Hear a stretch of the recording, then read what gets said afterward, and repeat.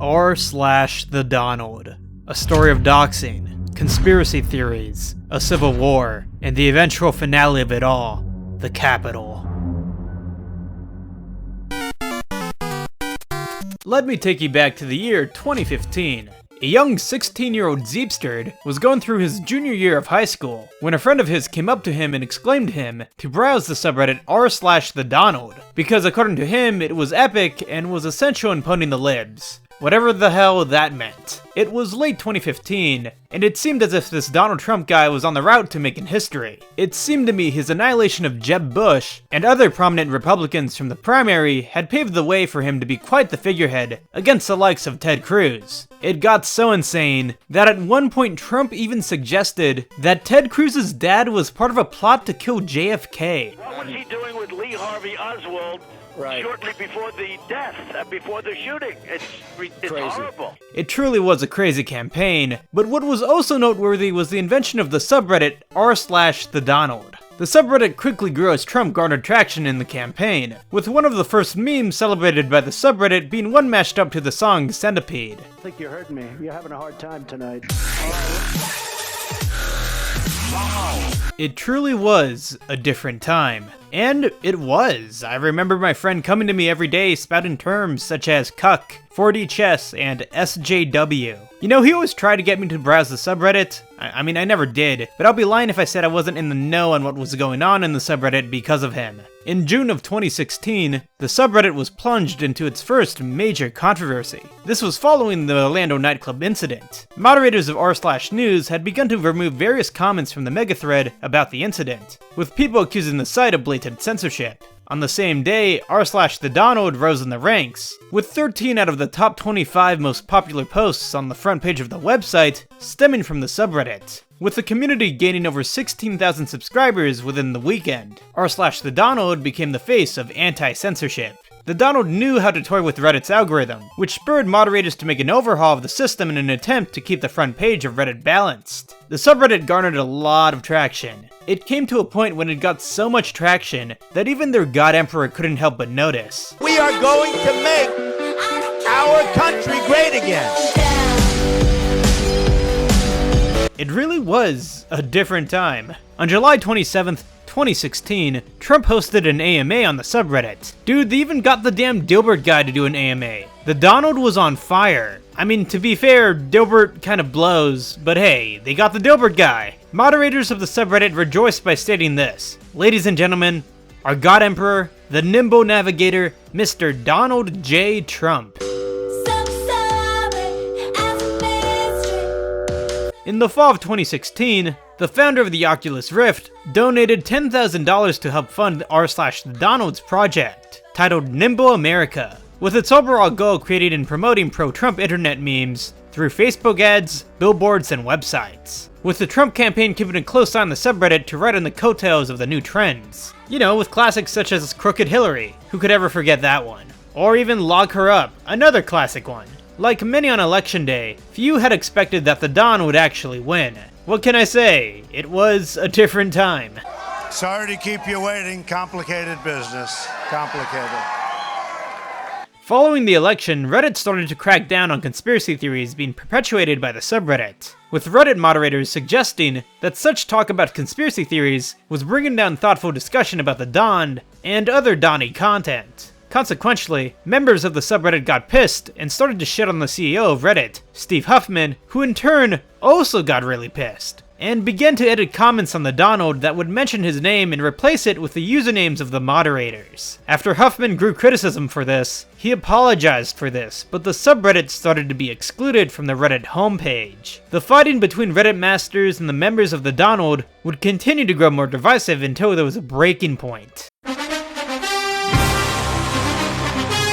Once Trump became president, the subreddit became stronger, now that their man was in the White House. In the summer of 2017, a video came out of Trump wrestling Vince McMahon with the CNN logo superimposed on him. First posted on the Donald. Okay, I have to be honest, back in the day I thought this was pretty funny, mainly because of how CNN reacted to it, describing it as frightening.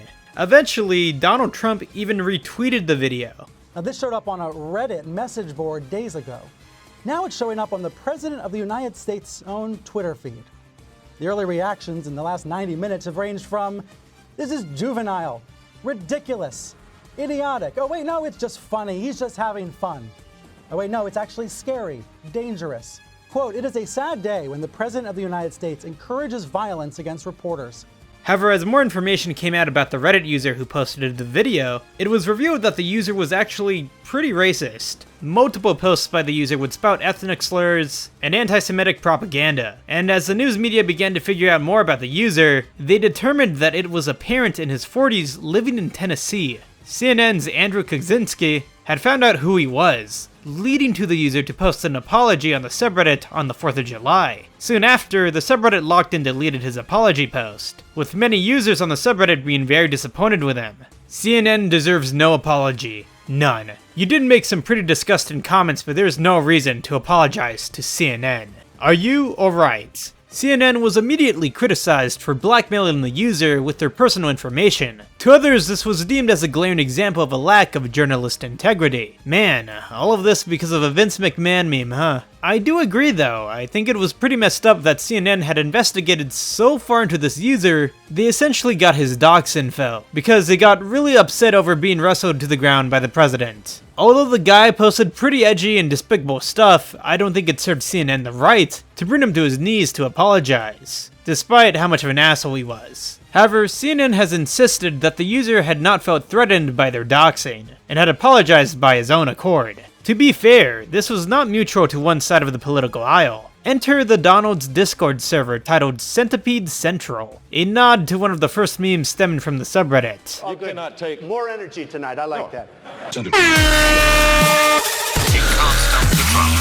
What can I say? It really was a different time. With 16,000 users, Centipede Central ranged in its extremism. On one hand, you would have Trump fans who weren't as far to the right as others, and on the other hand, you would have far-right users who were way farther down the ideological line.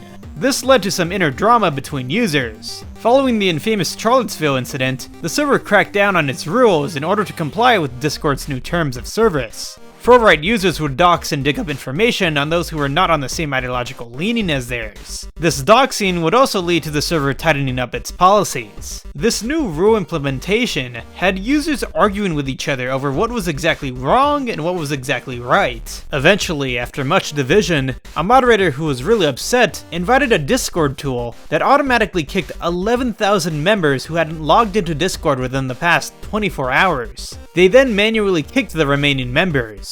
This was only the beginning of an inner civil war happening within the Donald community. The leaking of personal info was enough for Reddit to cut ties with the Discord. With Centipede Central's destruction, uniting the subreddit would become even more difficult, with those who were less extreme in their obligation to Trump either becoming less vocal or just fading away from the community. This left the more extreme side of the community to maneuver the subreddit. Following the 2019 Christchurch mosque incident, users from the subreddit began to justify the violence, leading to media scrutiny by the news media against Reddit. To the admins of the website, they were at their boiling point. At one moment they're being harassed by Redditors, and at another they're dealing with the screeching annoyances of the news media. At this point, if you were a Reddit admin, you'd probably hated your life. In the summer of 2019, Reddit quarantined the Donald, adding a warning portal before entering the site, and even removing revenue opportunities so that the subreddit couldn't fund other projects. These moves led to a mass exodus from the Donald onto a website titled thedonald.win,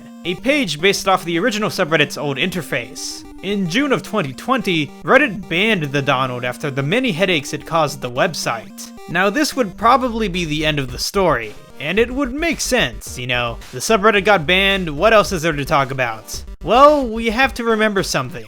The Donald.win, the successor to the subreddit, was still very active. When there's no longer some stupid Reddit admins there to control whatever you're doing, you can kind of do whatever you want. This means you can plan whatever you want. It is hard to put into words what exactly we witnessed today because we have not seen this before.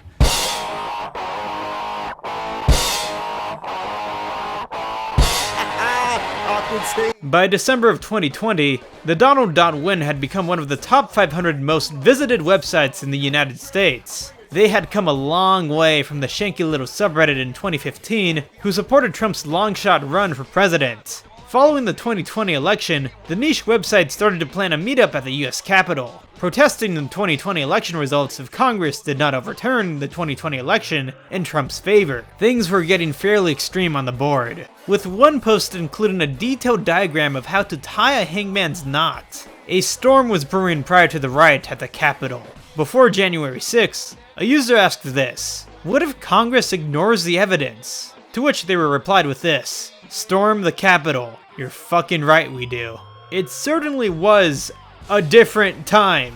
Wait, no, it actually wasn't. This was earlier this year. What the fuck? The banning of the hardcore Trump subreddits did little to quell the planning of the US Capitol rally. The Donald.win was merely one of the many platforms that helped plan the framework of the attempted coup. Following the incident, Jody Williams, the Donald.win's owner, began to get questioned by the FBI, with the FBI demanding information on various users of the website. The web hosting company that allowed the Donald.win was on the verge of deleting the website if Williams did not clean up the various racist and violent posts that were being made on the Donald.win within the past few months. Jody Williams had tried to quell the fire that had been made by the website, but he was even met with even more fierce resistance between the hardcore Donald Trump supporters on the Donald.win. Jody Williams had met his match: his own people. One user stated that the Trump supporters must go to Washington to get violent and to stop calling this a march, or a rally, or even a protest. To them, it was either they get their president or they die. Williams was quoted as saying this: "You might be happy being some ethno-nationalist, but I'm not. I don't want anything to do with this." Due to his help with the FBI, Williams received various death threats targeted to him and his family. Finally, on January 20th, 2021, on the day of Joe Biden's inauguration, a new forum was created titled Patriots.win, officially retiring the Donald name. Williams had given up on the internal power struggle and shut down the Donald.win. He had lost the battle, with the new moderators at Patriots.win declaring that Williams had sold out and betrayed the community of hundreds of thousands of loyal patriots. Currently, Patriots.win is under investigation by the US House of Representatives, with the Capitol demanding records of posts that had been made prior to the storming. With Patriots.win still up, it is key to look at the destruction of the Donald. Moderators who were once there in the beginning eventually got purged, and quelled by even farther extremists who now hold the fort. The Donald may be dead, but its legacy is still subject to what a portion of the United States is today. There's no telling what the coming years have in store for Patriots.win and the most hardcore users who were once part of the Donald.